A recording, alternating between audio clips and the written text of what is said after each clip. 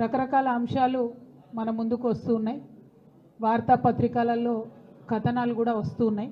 Local బాడీకి సంబంధించి నిర్వహణ ఏర్పాట్లు చేయడానికి సిద్ధమవుతున్నట్టుగా మనం అన్ని చోట్ల అన్ని వార్తాపత్రికలలో చూడడం జరిగింది. ఎక్కడికక్కడ మండల కేంద్రాల్లో కావచ్చు, జిల్లాలలో కావచ్చు, అన్ని చోట్ల కూడా నిరసన ప్రదర్శనలు చేస్తూ బీసీల వాటా మాట్లాడకుండా ఎన్నికలకు వెళ్తే మాత్రం కార్యాచరణ చాలా స్పష్టంగా, చాలా షార్ప్గా, పెద్ద ఎత్తున రియాక్షన్ ఉంటుందని చెప్పి ఈ సందర్భంగా ప్రభుత్వానికి మేము తెలియజేస్తూ ఉన్నాం.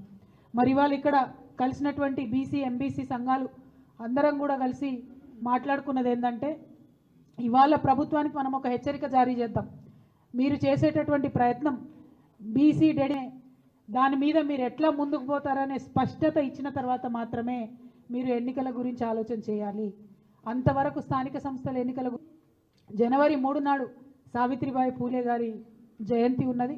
మరి ఆనాడు ఇందిరా పార్క్ దగ్గర ఒక భారీ సభను మేము పెట్టబోతా ఉన్నాం. ఆ సభలో అన్ని బీసీ కమ్యూనిటీస్కి సంబంధించినటువంటి ప్రతినిధులు హాజరవుతారు. ఆనాడు ఇంకా స్పష్టంగా మా కార్యాచరణ కూడా కమిషన్కి సంబంధించిన సమయం 30వ తారీఖు నాడు అయిపోతూ ఉన్నది. మరి 30వ తారీఖు నాడు ప్రభుత్వానికి వారి నివేదిక ఇస్తామని చెప్తున్నారు. ఆ నివేదిక అంశాలు బయటపడ్డ తర్వాత తప్పకుండా 3వ తారీఖు నాడు పెట్టేటటువంటి సభలో మా కార్యాచరణ ఇంకా స్పష్టంగా చెప్తాం. ఇవాళ భారతీయ జనతా పార్టీకి కూడా మేము డిమాండ్ చేస్తూ ఉన్నాం. మీరు జనాభా లెక్కలు చేపట్టబోతూ ఉన్నట్టుగా తెలుస్తూ ఉంది. ఈ జనాభా లెక్కల్లో ఖచ్చితంగా అందించిన కాలం ఉండాల్సిందే, కులగణన జరగాల్సిందే. ఇది మా డిమాండ్. దీనికి సంబంధించి కూడా అన్ని కమ్యూనిటీస్ చెప్తున్నటువంటిది. ఇవాళ కొంచెం ఈ ప్రెస్ మీట్ ఫార్మాట్ మారుస్తూ ఉన్నాం. నేను మాట్లాడినాను, ప్రధానమైనటువంటి అంశాలు మా అందరిది ముక్తకంఠంతో కోరుకునే మేము చెప్పినాం.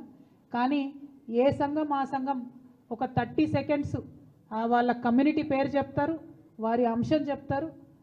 ఆ విషయాన్ని కొద్దిగా మన పత్రికా మిత్రులందరూ కూడా ఓపికతో వినవలసిందిగా నేను కోరుతూ, మరి లిస్ట్ ఇస్తారా? మీరు లిస్ట్ ప్రకారం చెప్తారా?